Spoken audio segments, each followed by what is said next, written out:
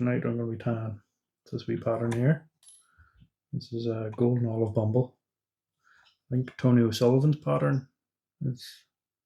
So it's a nice wee fly. I haven't fished it yet, but I'm told it's quite a good mayfly pattern. So the hook I'm going to put in the vise is, I don't even know if you can still get them, but I'll put the hook packet here and you can screenshot them and see if you can get a hold of them. Standard heavy wet fly hook will be fine. So this is 12-0 red. I'm starting a few mil back from the eye. I'm just going to run the thread down and I'm holding my tag end, and that's just, I'm using it like a ramp, and that's helping keep the touch and turns around the body. It's not super important. Just break that off. I'll stop the thread just in front of the barb. The tail is going to be one of these here golden pheasant crests. So just want one feather.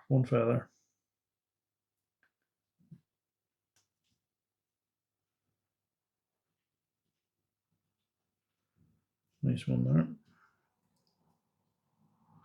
So I want the tail to be just around about the length of the fly. I'm holding the tips. Normally I would pinch and loop, but there's a bit of a twist in this feather and I want it to go into the cut ends here.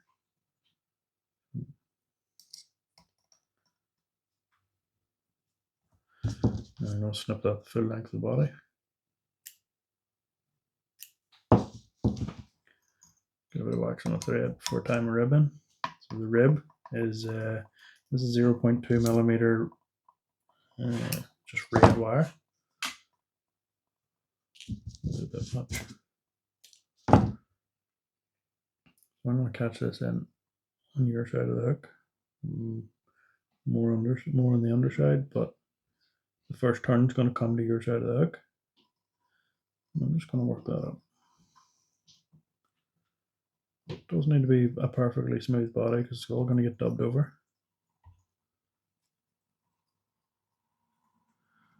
Just run it up. And then we're going to run back down. So there's a tag on this fly. And got wax on the thread. And this is FL Red Seals Fur. That's a Seals Fur sub. It's from Kindale.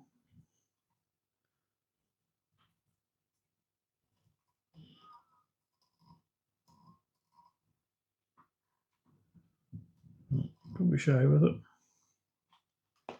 A little bit more.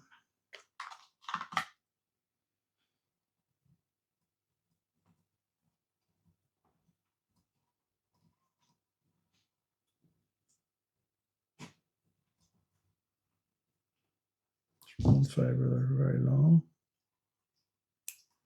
And the body on this fly is, this is genuine Seals Fur, and it's dyed with genuine picric. So this is quite dangerous stuff. You won't want to be licking your fingers after touching this, but you can get, there's plenty of substitutes out there that are just as good. But I heard a man say the Irish patterns just work better with picric, so we'll give it a go.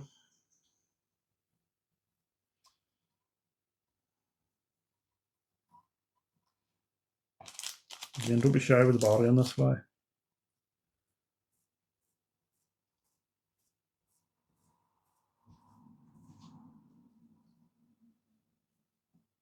Just every couple of turns I'm tightening the dubbing again. And then before I put the last turn on, sweeping everything back, coming up. Now, the hackle on this fly is going to be, this is a golden olive Ewing saddle. This was dyed by Richard Corbett. I'm going to take a feather off and strip away some of the very, very fluffy stuff at the base. And more wax on the thread. So tie that in a couple of turns and then fold the stalk back. A couple more turns on top. Snip that away. So there is going to be a deer hair wing and stuff on this, so we've got plenty of room there at the front. I'm doing 3 or 4 turns there at the shoulder of the fly, coming down the body. And this will be the third or fourth turn. I like to split the red tag and the picric body. And then I'll follow that up on my rib. You'll notice the way I've tied the rib in, my tail doesn't move when I come over that first turn.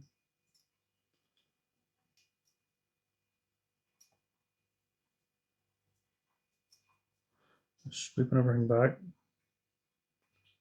coming into the last turn. A couple of turns to just secure it. Fold it down in a 90 degrees bend.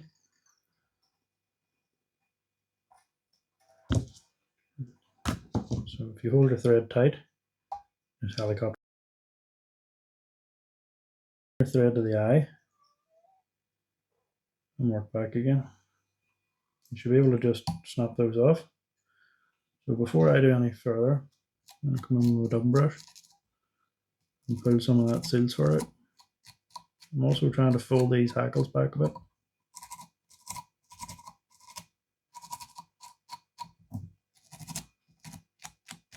Don't be shy with a dubbing brush. Just sweeping everything back in my fingers, getting it sitting where I want it before the wing goes on. I want these a wee bit lower, so you'll notice just holding my fingers, pushing forwards, and it just collapses them down a bit. So the next material is going to be this. This is olive deer hair, and the tips of it are almost orange. So this was dyed by a friend over in Scotland.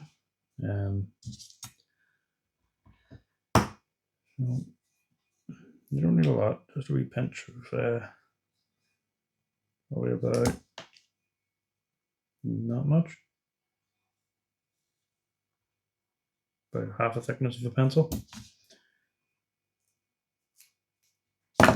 And with the deer hair, you always want to brush out all the rubbish and the under fur. It'll tie in a whole lot better for you.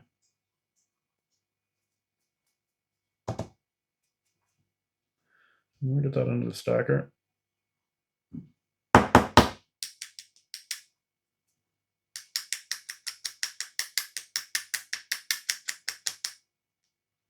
Really not keen on this deer hair stacker. And you get your tips out. So with this deer hair wing, you want it to be quite long. You know, coming halfway into the tail, maybe a bit more if you want. So that's maybe a bit longer. Yeah, that's nice there. So once you get your length, transfer the size to this hand. We're going to come up, pinch and loop. But we're not pulling down tight. We're going to come up again, pinch and loop. And I haven't tightened up yet. And then I'm going to pull up. I'm going to work through them cut ends.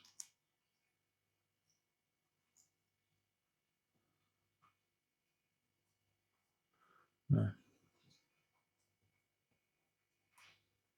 you can break away most of the tips, but it's easier just if once you get the most of them out, you can snip the odd one out that's there. So looking for pointy scissors. So just come in, snip it away.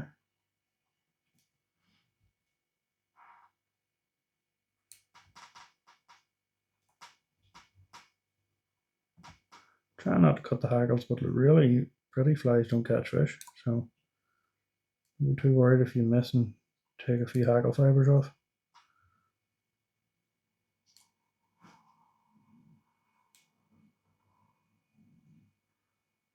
I'm sure there's an easier way to do this without having to do this, but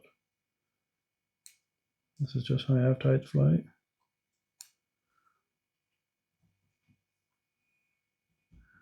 few going over the eye there. It's my deer hair on it. I'll bring the thread back to the eye and just make sure there's no deer hair covering it. One there just.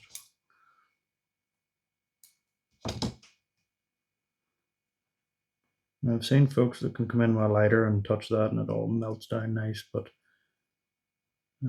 I will set the flame fire if I try that. So I'm just coming back through all them cut ends. Just work through it a few times till you get the majority of them covered up.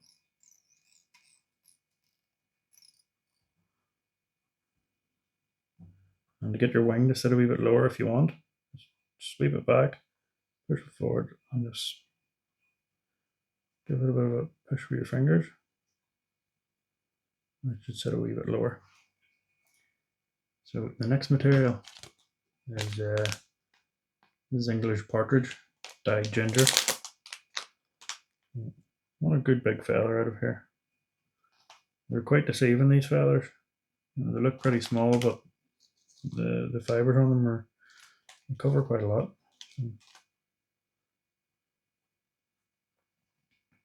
I'm just pulling all this fluff off the base. And I'll find the tip. Sweep everything back like a Christmas tree. And just going to catch that in 2 turns. And fold the tip back, catch them. And if you sweep your fingers back, the tip's the shortest part, so it just brings itself out.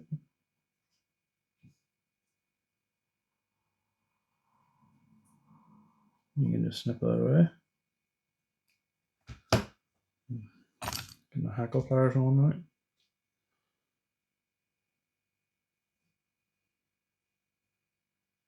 Make sure there's no deer hair going in front.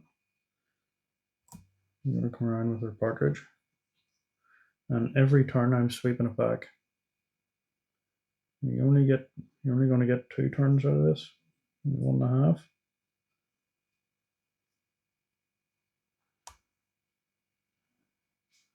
Okay, I was holding it there. So I'm going to put my finger in the eye, throw my thread over it, and then folding the tip of this back, bringing the thread back to the start, back to the eye, and just working back and back over the top of that stalk, building my head as well.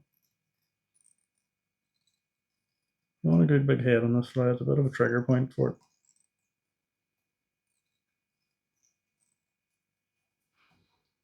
I'm going to come in with some varnish.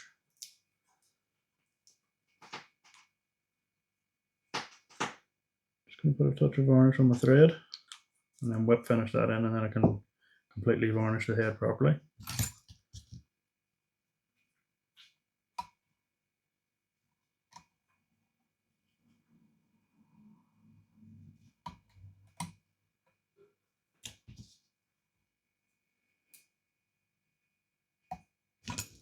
So before I come in with varnish, I'm going to get this stalk. I always leave this stalk to the very last. And snip it out.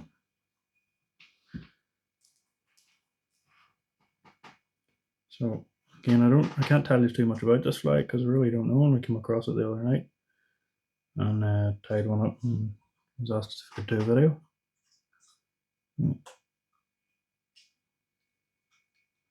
It's a lovely looking wee fly all the same.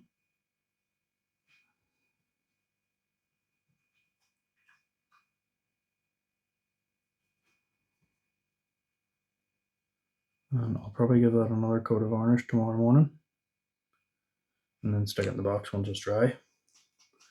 That's the wee fly finished. That's Tony O'Sullivan's Golden Olive Bumble. And I hope you enjoyed watching that.